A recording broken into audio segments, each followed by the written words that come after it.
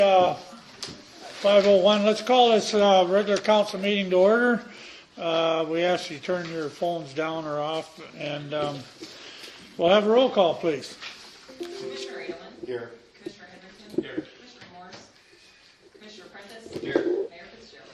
Here, would you please stand, take your hats off, and pledge allegiance.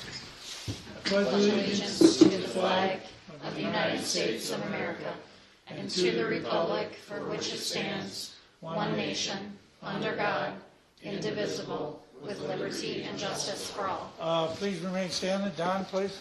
Heavenly Father, we just thank you for this glorious day, Lord, and we're grateful for your many blessings on this city and on the staff and on the residents and the council, and we just ask for your wisdom tonight and all the decisions that need to be made for the future of the city. And we're just grateful, Lord, that the big snowstorm went south of us, and we just pray for those areas that are not used to snow, that you'd help them through this period of time, in Jesus' name. Yeah, my son moved south, and all of a sudden he said that they got 9 inches of snow down there. All right, thank you, Don. Okay, we got approval agenda with. We want to make one change here. We want to move up item H on discussion and motion items to above A. Motion to approve the agenda as amended. Second. All in favor? Aye. Aye. Approved. Public comment. Anybody wants to stand, you can stand, give your name, say whatever you want. You get 3 minutes. If not, moving on. Okay, we're moving on. All right, approval of the minutes for the regular council meeting held January 2nd, 2026. Get a motion, please. That's good, Mayor. That's January 20th. What did I say? 2nd. Oh, I missed it. Okay. Missed by a couple of days. All right, January 20th, 2026. Did you get a motion? Motion. Get a second? Second. All in favor? What the hell is that? It's Austin Edgington. What? You can see it's Austin Edgington on the lower left of the screen. We're good. Okay, then we'll get a Port of Pine claims to be paid January 17th through 30th in 2026 for the amount of $1,099,539.38. I'd like to note when these are larger than normal, why. We have a IEPA loan payment will be paid out later this month for $761,281.01. So that's why it's a little bit larger than normal. It's a semi-annual payment. I saw the number and I asked Don what the heck's happening here. So semi-annual payments to Illinois IEPA grant, or loan, I should say. Okay, Tracy. Motion. Motion. Second. Tracy, please. Commissioner Edelman. Yes. Commissioner Henderson. Yes. Commissioner Morris. Commissioner Prentice. Yes. Mayor Fitzgerald. Yes, we'll get the attorney's report. No report this evening. No report today. Boy, we're moving right along. Okay, report from the city administrator. Sonia, go ahead. Yes, Mayor, I just have a couple quick things, and then I'll hand it over to Chief Truman for his quarterly report tonight. The first thing is I wanted to provide an update on the IDOT Highway 2 reconstruction between Prairie Hill and the state line. We did meet with IDOT just this week, earlier today, and the area from Forest Park to Prairie Hill was originally only going to be a resurfacing, and IDOT said that now that is kind of on the cusp, and they're looking at just doing a complete reconstruction for the entire stretch. So that's a good thing for us. It means that the entire stretch will be, put a little bit more energy, a little bit more effort, but that also means that now the timeline is going to get bumped out a little bit because it may require a little bit more acquisition or engineering at turn radiuses and things like that. So unfortunately, that pushes phase 2, which is the design engineering, that phase into 28, and it pushes the construction into what is likely a 2030 project. But the good news is that now they will be reconstructing everything from the state line all the way to Prairie Hill on Highway 2. So some good news with some bad news. Can we get that in writing from them? They'll be doing a public input meeting either late 2026 for early 2027. So that's when they'll have a kind of a refreshed plan to present to the public and hopefully get feedback. So watch for that. Yes, good with bad, but at the end of the day, it's a reminder that at a state level, it really does take 10 to 20 years to engineer and redesign and reconstruct a road. Usually we try to cram that out in a year. So props to our local team for getting our local roads done much quicker than that. But at a state level, it takes a very long time to get a road evaluated, engineering costs covered and improved, and it's 3 phases of effort. So we are still in that phase 1 where we're hypothetically engineering, if you will. Phase 2 is the design engineering where it's now firm and been approved, and then phase 3 is construction. So we're looking at 2030 before Highway 2 is complete. 10 years late already. Yeah, that's about all I really have on that at this point, but we will continue to get updates through 2026. Another item I just wanted to mention is that I did hold my second Reconnect and Refresh event at Nature the Complex last week. A little bit better attended than the first go around. Still didn't hit the double-digit number, so I would love for the public to join me in those. It's just a really casual, open setting for people to be able to ask questions and get answers about day-to-day city operations. Sometimes residents get frustrated because in council meetings we can't have a lot of back and forth dialogue, but it's just really not the right place for it. So I'm going to continue to do this event because it gives people a comfortable place to come and ask questions. So I will promote another one in the next quarter, but please spread the word when that comes around and try to encourage residents to visit that. And then my last update, Mayor, is I wanted to highlight that in the last 2 weeks we've had 2 meet and greets with our legislative partners. The first one I was able to go to and meet the director of the Illinois Tollway, which is Cassandra Lucy. She's amazing. A lot of hard work into what's happening in IDOT. Just wanted to basically give her my card and let her know that Exit 1 is very critical to South Beloit. We continue to keep it as active as it is, and they're going to be good partners for us. And then the second person that I was able to meet and greet with our state legislators was the new IDOT secretary, who is Gia Biagi. And she also has a wealth of a team, a very robust go-getter. So we continue to be at those tables with our legislators and try to promote the projects that South Beloit has on the table. Always about the future. But that's all I have for today, Mayor. And I'll hand it over to Chief Truman. Adam? Thank you. We'll start off with the statistical overview. We'll compare last quarter, this is for the fourth quarter of 2025. We'll compare it to the fourth quarter of 2024. Calls for service went up by 3%, almost 4%. Traffic crashes were down 23% from 43 last year to 33 this year. City ordinance violations went up 14%. Criminal arrests went up 16% from 66 last year to 77 this year, and our traffic tickets are up 1.5% from 484 to 501. After that, I talked about training. I'm not going to read all of them, but I'll highlight a couple of them. Department-wide, everybody went through law enforcement officer physical wellness. Taser 10, we fully transitioned from our Taser 7 to our Taser 10. Along with that, we had some scenario-based de-escalation training with role players. It was hands-on and very useful for everybody. Specialty training, there were 5 different specialty trainings. Our detective sergeant went to the Illinois homicide investigator training. Officer Kurth is now an acting patrol officer in charge. If you remember, that's in the absence of a supervisor. We have officers that are now officer in charge. They'll get a stipend if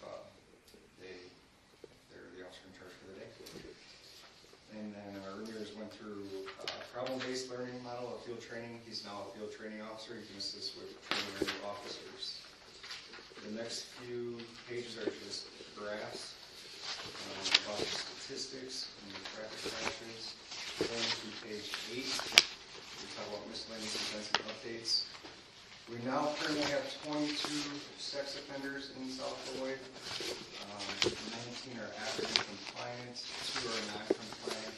They're in the jail, and 1 is non-compliant. We have a warrant for his arrest. We have no idea where he's at.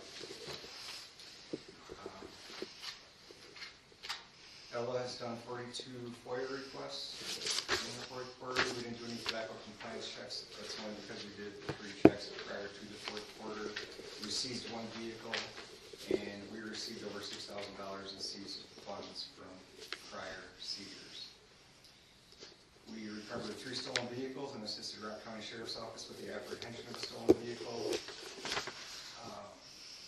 Upon doing so, our squad car got spiked along with the offender's vehicle, so Sergeant Rogenbuck was actually going to Jack's Tire to get a new tire replaced, and he came across a stolen vehicle. So it's kind of weird, but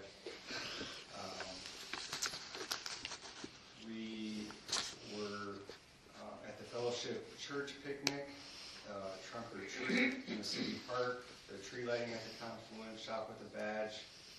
McDonald's provided breakfast for all the families and officers, so that was really nice. It was a successful event. And Sergeant Rogenbuck attended a winter holiday event that was in the Beloit Police Department, invited us, so he represented our department over there. And I'm jumping around a little bit. There's like a new entity within Winnebago County. They call themselves the Whittier Northwest Illinois Deflection Initiative. So they came here and they did 2 roll calls with our staff. I introduced this team at the Chief's Breakfast at the Sheriff's Office. And basically, you can see their mission is to foster community growth by reaching diverse populations and connecting individuals with essential services that provide alternatives to entering the justice system. And they bridge the gap between first responders and available resources. So what that means is, really, they focus on the drug users and abusers in the community, and really their goal is in lieu of arrest, they try to get them help, get them resources, and they also provide a lot of other resources for, it could be homelessness or domestic abuse victims, sexual abuse victims. So they have a lot of resources, and we just submit the form if we think somebody could use their help. They reach out to them. They work hand in hand with our CCR team, which they also help with like mental health issues and drug issues. But the CCR team is limited in that if they can't get a hold of you, that person they'll try 3 times and then they'll hand it over to this new team. So, and these guys are pretty relentless. They keep following up until they get nothing like knowledge and want to help from that individual. So they're new. It's a valuable resource, and we're looking forward to working with them. And Officer Kaiser graduated from Sauk Valley Community College. He's in the field training program right now. He's progressing really well. We are currently doing a background check on one other applicant who took his psych test today. I don't know the results, but we're hopeful. Because we're going to be testing again. We're at the end of that last list. So we're going to start all over in anticipation of Ruska leaving early next year. So it's always an ongoing battle. That's my report. I see all your columns they're going in the right direction. Yeah, I'm pretty happy with this. Yeah, very good report on that. Plus, I see that there's been 42 FOIA requests. Cost us a lot of money on them. Some of them are legit. Don't get me wrong, but some of them are frivolous, and it just takes time and money to track down all that information. But that's the way it is. Okay, anybody else got any questions or anything? I'll just give a quick kind of report. It's not really a report as much as it's recognition of Jose Alarcon, who was on the South Beloit Library Board for 13 years, 11 of that as Library Board President. He was the president during my time on the Library Board. I just felt it important for him to be recognized for that. That's a long term of service to the city. It'll be hard to replace, but I'm sure that he'll do a great job. Yes. And we'll get you in. Now that we just discussed that, why don't we bring it up? We moved item H, which is discuss, approve resolution 6675 to appoint a member to the South Beloit Library Board, and that member is Kristen Smith. Is that correct? Did I pronounce that correct? And which we thank you for Jose Alarcon for all them years, but it's tough to be on these boards. It takes a lot of time, and it takes a dedicated people to do that, and we really appreciate it stepping up and doing that. So I'd like to get a motion on that. Motion. Second. And all in favor? Aye. And you are now a member of our library board, and we thank you. But no, we honestly do. We believe that's a big help for our city, and when people come here and get on these boards and that, we really appreciate it. Thank you. So moving on from there, we'll go to item A, discuss approve ordinance 2898, amending section 10, base district intent, regulations and uses of chapter 118 zoning regarding a minimum rear yard in the one-family residential, RIA, and two-family residential, R2A, zoning district. Get a motion on that? So, Okay, who wants to explain this I'll one? take it. So this was just kind of a cleanup with our zoning. The R1A and the R2A are smaller, overall smaller lots. Originally they had the same setbacks as a regular sized lot, which would be much larger. We didn't feel that it was a fair comparison. We brought it to the board and it received unanimous approval that a recommendation that we change the rear yard setback from 30 feet down to 20 feet. Yeah, I see there the vote was 6-0, so that's very good. Can we get a motion? Okay. Tracy? Commissioner Aielman? Yes. Commissioner Heatherington? Yes. Commissioner Morris? Commissioner Prentice? yes. Mayor Fitzgerald? Yes, discuss approve ordinance 2899, approving amend and restate planned unit development agreement for 1220 Dearborn Avenue, South Beloit, Illinois. Get a motion, please. Motion. Second. You're up again. Yep, this is for Pearl Lake. Previously, out in front of Pearl Lake, there are two commercial lots that Severson RV used to operate and sell RVs in different RV vehicles. Mr. Beach would like to do the same thing for Pearl Lake, so that was voted on and recommended 6-0 on that as well. No problem there. Okay, any discussion? Trace, please. Commissioner Morris? Commissioner Prentice? Commissioner Aielman? Yes. Mayor Fitzgerald? Yes, discuss approve ordinance 2900, approving a special use permit to allow for planned unit development for campground and urban transitional zoning district for 1220 Dearborn Avenue, South Beloit, Illinois. Give me a motion, please. Motion. So this is the second half of that. With the planned unit development, it operates with a special use attached to it, and this is just a cleanup of or not a cleanup, but an amendment to the original planned unit agreement. Discussion?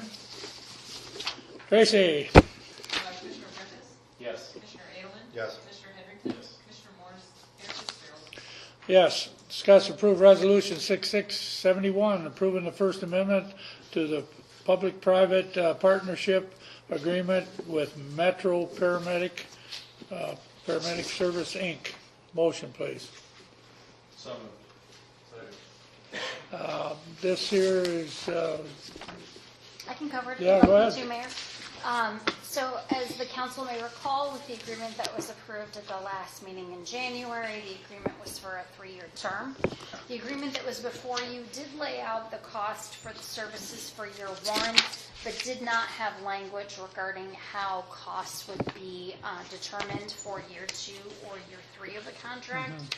So the purpose of the First Amendment is to outline how the payment structure will work for year 2 and year 3. You'll see that on page 1 and page 2 of the document. For year 2 and year 3, there will be no increase in excess of 5% per contract year. And the same with year 3. There'd be no increase greater than 5%. We also have language in the amendment indicating that if there is a shortage in staff, there will be a corresponding shortage in the invoice or deduction to the invoice if there is a request for additional staffing over and above what was requested initially. that would be $43.58 per hour for a paramedic if we had requested that they added on additional paramedics. So that's outlined in this First Amendment also. Again, the purpose of the First Amendment is just to amend the contract that was already approved, and the basis is really to spell out what the pay is going to be for year 2 and year 3, the compensation.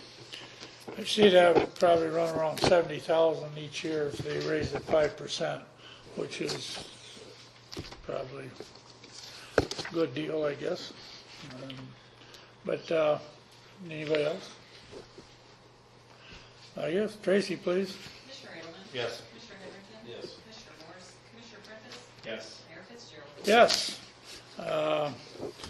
Okay, discuss, approve resolution 6672 approving the proposal for the professional service from Fairgram regarding the soil sampling and boring of 326 Blackhawk Boulevard. Motion, please. Motion. Second. Discussion? I can take this one. All right. So basically, every time we make an amendment to our cleanup plan, that has to go back through layers of approval from the EPA. And we are currently under 2 different leaking underground storage tank grants. The city does not pay anything towards those. Those are state programs that assist municipalities, schools with cleanup. So what we have is where we know we have some contaminated soil near the Papa John's site, they have asked us to expand the distance to which we are going to monitor soils. And so it does come at a cost of roughly $1,000, but we also are in this program that we're going to be able to recover almost 100% of that. The EPA always has a couple of things in there that are not eligible to be reimbursed. Usually it's things like postage, ice for certain samples, things like that.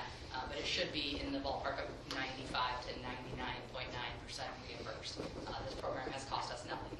The other location that we have a leaking underground storage tank program in work is behind City Hall in PD, where we used to have a fuel tank.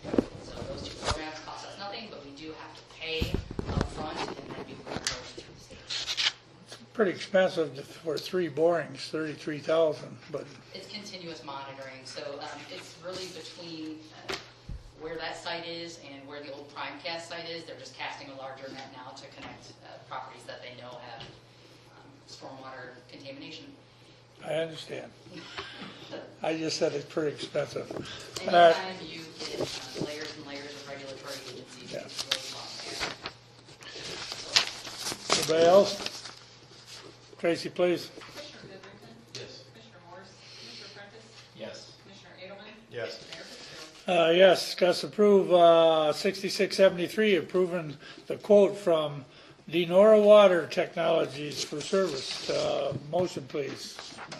Motion. Second. Jeff? Denora Water is the company that we have our ultraviolet light disinfection for the effluent at the treatment plant. And we're having a few difficulties with a little bit of the electronic equipment. And so we need to get them on a service contract to come out and see what's going on and get it straightened out. They are proprietary, so it's either we use them or we buy different equipment. Just the way to go. We bought enough equipment. Yeah.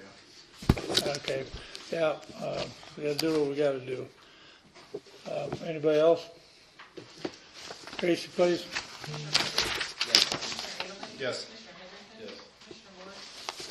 Mayor Fitzgerald? Yes, discuss approve resolution 6674, approving memorandum of understanding to participate in a member agency in the Winnebago County, Boone County Investigative Cooperative through memorandum of understanding.